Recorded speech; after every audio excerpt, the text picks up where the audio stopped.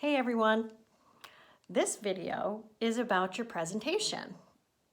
So you've probably already looked at the written instructions for your presentation that explain your presentation will be 15 minutes in length, and that's ish, as close to 15 minutes or slightly over as possible. 10 minutes will be presenting to the class what are the most important things that you learned about your theory. This is a great opportunity, even though folks tend to be nervous about the presenting part, because one person will do the research where up to 20 of us or 17, 18 of us, however many there are, that number of people gets to learn something. So you're all going to have different theories and theorists to present so that the work of one becomes the knowledge of all. And that is a team approach that I would expect out of anyone who's an intern with my practice, and also anyone whom I'm supervising for their license. So students tend to say that's their favorite part, even if it was there's some nervousness about presenting. Their favorite part was to learn what everybody else found out. So for 10 of those 15 minutes, you will give an overview to the class.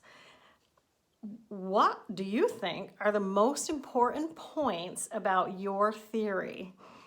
I don't want you to feel like you have to be an expert yet. Everybody's at the beginning level. So I want you to look at me as a safety net, where if you said something that was really off base, I would help later in saying, well, this little angle piece would be this answer or whatever. But I don't want you to feel like you have to be an expert yet. You're doing beginning level research about this particular topic, and you're going to share what you learned so far. You may not present something from all of your 5 references. That's going to be up to you for the presentation part. For the presentation, I truly want you to sit down and think and say, all right, what do I think is most important?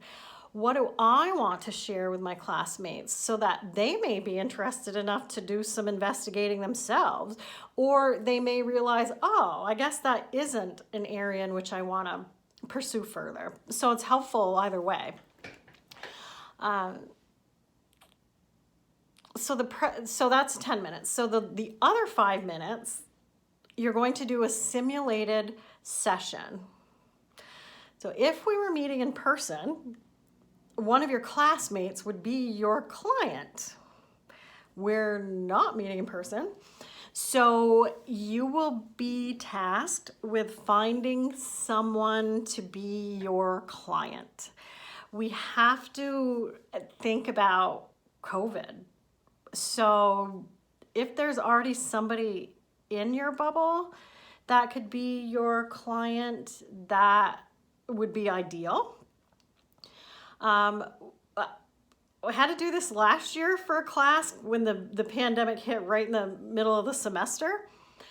So it was a scramble for people, but they still liked it because everybody found someone that would be a client, and the clients liked helping the person do something for school. So if you can find somebody that you can safely interview with the pandemic in mind, then you'll want to have that person be your client, and you'll coach them and say, okay, you're going to be 15 years old, or you're going to be 50 years old, or 85 years old, and you'll just tell them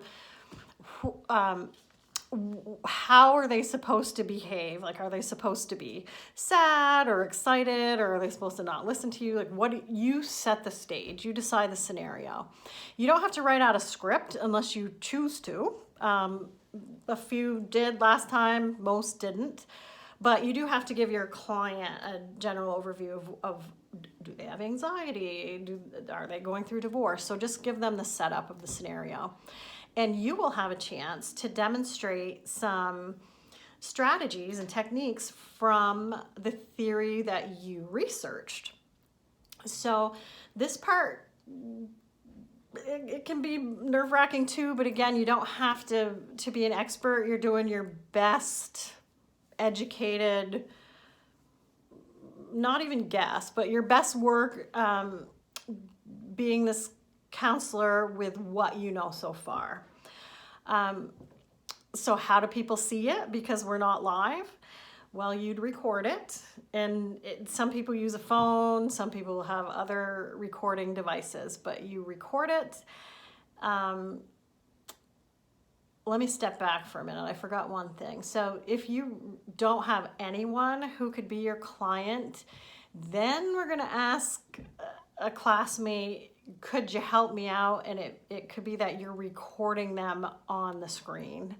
So you're recording yourself and them too while they're on the screen. So hopefully we won't have to finagle that, but I'll help you figure out a way to get it done if you don't have anyone that can do it for you. So the recording you would upload to YouTube. You can upload it in your name, and it would stay up for a week. So you'd update it by your presentation date. A week from your presentation date, you can go ahead and take it off public view.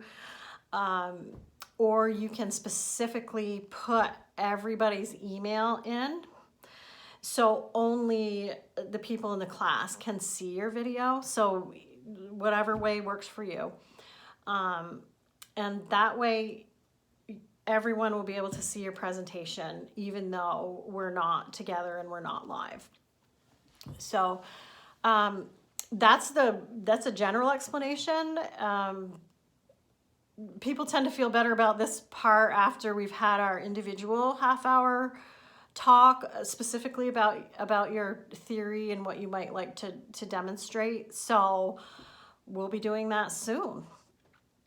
Bye-bye.